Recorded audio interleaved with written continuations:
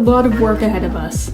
We have got not one, not two, but 3 Muse Kits boxes here that I need to open up. Unfortunately, my December box was lost in the mail somewhere, so I got sent a new one pretty late. One of these is also the January one, and one of these is a little surprise box. So I think this is the December one. I'm not totally sure. I'm just gonna crack into these and I'm gonna see what's inside of them. I'm gonna make some art with them, and I thought there's 3 of them here. Why don't we just put them into one longer video? Just make a little bit longer video than usual that has all 3 of them in it. This blue packaging is new, so I'm gonna save those for last. Save the new stuff for last and figure out what this guy is.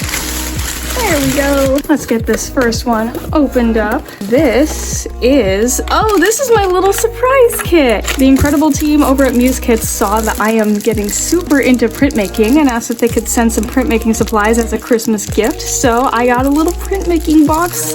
I'm so excited. Look at all this stuff. This is sick. This is so cool. Uh-oh, are there some blades stuck inside? There are. There he is. Ooh, there's some blades here that I did not have before. Look at the fine tip on this guy. I don't have one that's this small. That's gonna be good. I believe these are all the little blades that came with it. It's a 5-pack, so yep, I do have all of them. We have a beautiful little X-Acto knife, which I could always be using more of. We have some super nice printmaking paper from Strathmore. And then we have some paintbrushes. Make some really cool stuff with all of these. I have a lot of print ideas, so I'm very, very excited. That is the first box, so let's see what's in the others. That would have to be the December box and the January box, I believe.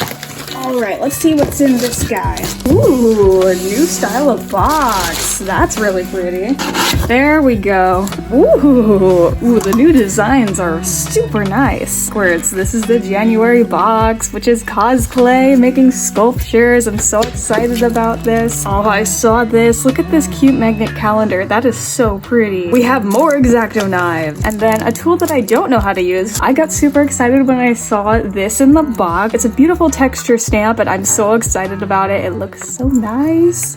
And then I believe these are jars to hold our cosplay. And then we have some more soft pastels, which I think we're going to use in painting the clay. We have a whole series of what looks to be more types of blades right here for sculpting, making finer details. That looks super cool. We have some paintbrushes for applying the paint onto the clay. We have another beautiful little sticker, and we have the cosplay itself right here. I don't have that much experience with sculpture. I have not done a lot of 3D stuff yet, but I hope that this will help me learn in my journey into the 3D art world. All right, so that means that if I move this stuff, this guy over here on my right that you can't see is in fact the December box.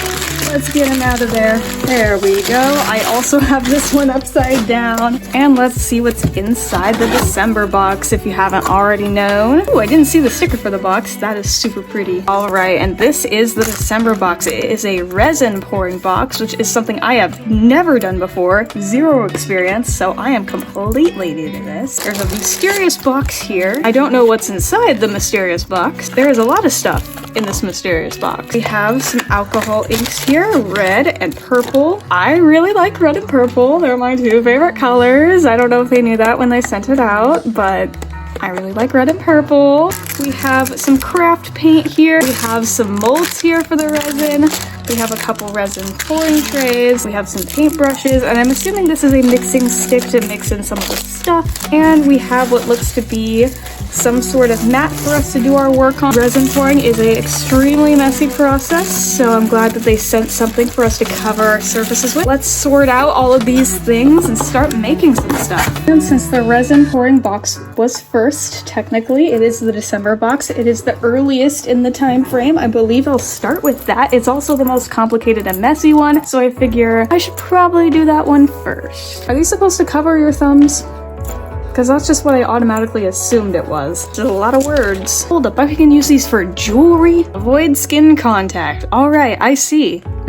I understand. To make some sort of mold that is in this shape, with some variation of colors and these little glitter particles and stuff like that, to make some cool looking earrings. I like earrings, and I want to learn how to make them. I want to start making earrings. All right, I have removed everything except for the resin stuff. All I have here now is just the resin things. I'm definitely going to be making a very niche themed specific set of earrings just for me. I love the red and the purple because my favorite singers' coded colors are red and purple. If I can't buy merch for my favorite singers, I might as well make it for myself. Figure out how. I must learn. Don't know why I have such a personality for this video. I don't know why. I'm very excited. I'm excited to be doing all the things. It's so squishy. I don't know how to feel about that. Alright, so the very first thing you do is the resin. Can I cut resin after it dries? Wait a minute. I just looked and it said that it's not easy to really cut it, so these are smaller, so I am going to use these guys. I hope that means I can drill a little hole in it for earring holes or something like that. I just realized I had it upside down and it's supposed to go that way, but I could do it this way if I wanted, isn't that right? I believe I'm capable of doing that. I should probably put the gloves on. I still don't know if these are thumb coverings or not, so I don't know, 15 maybe?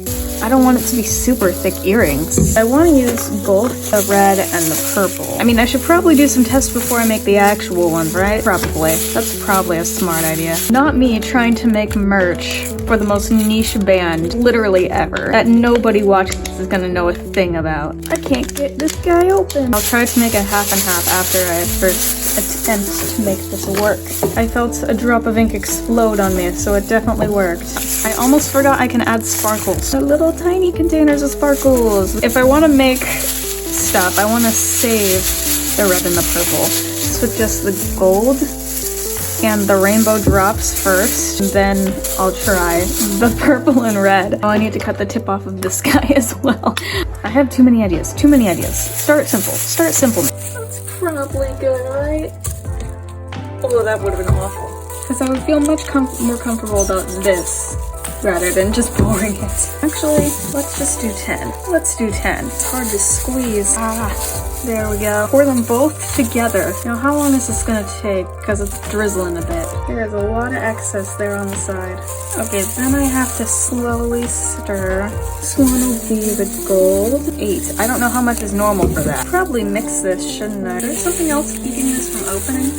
And then we pour them at the same time into the thing, like this, and we do the second one. I think I put more of the clear mixture into the first one than I did the second one. I wonder if we could clean the inside of this guy out. Waiting for those to dry. So I try the red and the purple next. So those are gonna have to sit for like 24 hours. I can see the glitter in this one moving, which is really funky. I wonder if I somehow managed to make a purple and red design of some sort in this and make them into some really abstract earrings. I do want to know what'll happen when I try to mix the red and the purple. It worked okay there, so I want to see what's gonna happen. But I need to be able to see. I like extra, so I'm gonna do more. Go on, little guy. Now I must mix it together. Okay, I want to use it directly from the cups. Come on, I can see more of the resin just sitting there inside. Come here, dude. Set you down. Move on to the purple. It was probably a little too much red, but you know, I'm fine with an extremely saturated red. Okay, this. Oh. That was almost disastrous. I lost a little bit of my red. I think I can salvage that. Let's just get that. Let's just take him. Did I mention I'm not an expert? Oh, that is a lot of purple. This entire video is just gonna be weird sound noises that I make during this process. There goes more. Lovely, look at me go. At least it cleans fast. Things are certainly wild over here. You know what? I could do the sparkles another time. Oh dear, there they go. There they are. Well, now I'm doing some risky and experimenting again. Here I go. I just know they're going to need to dry for literally an entire day. I can't do much with the rest of those for now. I'm going to go from this direction just to see what happens. I do believe I'm going to need to make more. Okay, time to pour these guys. Now let's start with in here and see what happens. That was extremely fast. You push them down into the resin, or do they just stay on top? I don't know. Purple ones for Shima. Put a little more red. kind of cool inside of it. Let's let them go inside of it. I believe that is all the experimenting I can do for now because I'm gonna have to sit and wait for them to dry, which will take a full 24 hours. Okay, it has been a little over 24 hours. It's probably been like 24 and a half hours. This feels pretty hard. It looks hard. At least I think it is. Yeah, it's hard. So now I think we just peel back the mold to see what happens. And let's see. Ooh, look at that. All of the little sparkly chunks sank to the bottom. That's a little weird. I don't know how I feel about it. It feels so strange. Okay, let's see how these ones turned out then. There it goes. That is a thick guy. Look at the bottom. The bottom is really chunky. It is so chunky. It's really sparkly though. Same with this guy. He somehow got like some thick gold spots in there. Looks pretty good though. Now let's see these ones. There we go. They're pretty sharp. They have sharp edges. It surprises me how opaque they are on the bottom. Like, that's really interesting to me.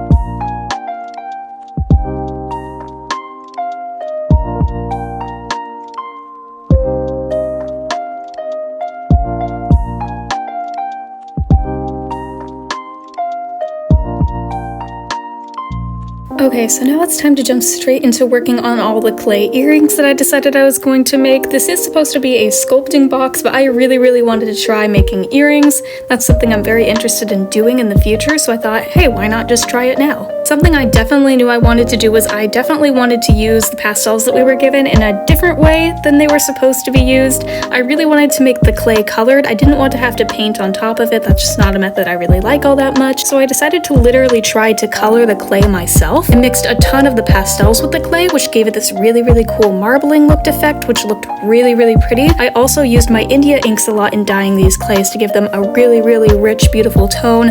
I started out with black and I ended up with this really nice dark gray color. It's not 100% black, but it's still really nice and satisfying. I also figured out how to make pink pretty easily. I used mostly the red pastel as well as a tiny bit of my red India ink, and that ended up making a really nice pink. And then I also made sage green. I made sage green using the green pastel. I made sage green using the pastel that came in the box, as well as mixing my blue and my yellow India ink together inside of the clay, which did make the clay really sticky. This was a really messy process to color the clay. It did take a lot of time and quite a bit of work, and it made my hands very sticky. It was very messy, but it gave me a really nice clay color in that I was really excited about. And while I didn't record a whole bunch of the earrings that I did make a ton. I made lots of different shapes, but I really liked these slab shapes as well as making mushrooms. Those were definitely my favorites out of all of them that I made, and you will see all of them in just a few seconds.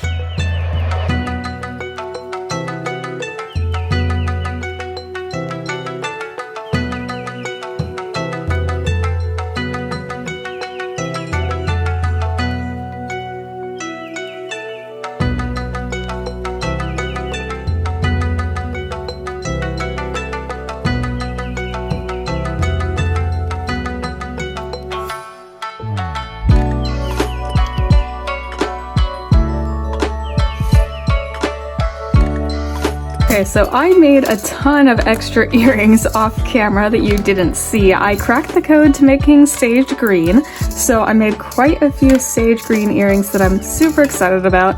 I took them home, I let them cook inside of our home oven that I trust a lot more than my school oven, and we have these beautiful earrings now. And I have earring stuff. I bought a whole earring kit with backings, the hooks, little extra rings, and it's gonna be super cool. I'm excited to assemble all of these earrings, including all of the resin ones. I'm really excited. I personally model these too. Now if we can get this open, I can grab my pliers and we can get to work assembling these. And we're probably gonna have to change the direction of some of these as well. You know, I might have to trim this one a little bit. After quite a bit of struggling, we got the first one, so yay. The resin ones are definitely gonna be the most difficult ones to do because I am gonna have to cut them quite a bit at seams.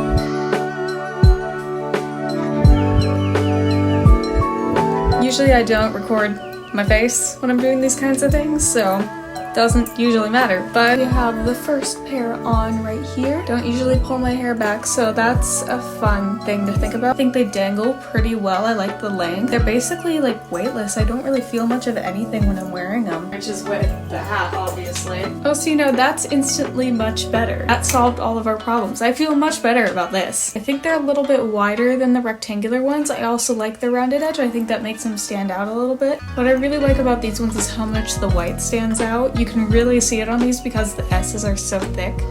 So it makes people want to look at it. I don't think I'm gonna try all the clay ones on just because there's a lot of them. They just look really good. I really like the rounded edges. Even from far away, you can tell exactly what they are. I don't need to do a close-up, which is great because I don't like close-ups. A favorite, they're very much a statement, which is what I believe earrings should be. I like stuff with big designs that are funky, pretty cool. And in my ear, where's the hole? See, I like big stuff like this. I really like these larger designs that really stand out, that really pop. I do, however, quite like this silly little design here with the little wavy parts, even though it's once again green and white, which isn't really my color palette. But I did make this brown set that is made specifically to go with these pants that I have on right now, which you can just kind of see in the camera. I also have a couple pairs here that I made in light pink, black, and white, which light pink, again, not really a color that suits my style, but I'm going to try them on anyway just to see how they look. Here we have the little flower pair. I think they're a good size. These are probably one of my favorites, and they were one of the, I think maybe the third pair of earrings that I made,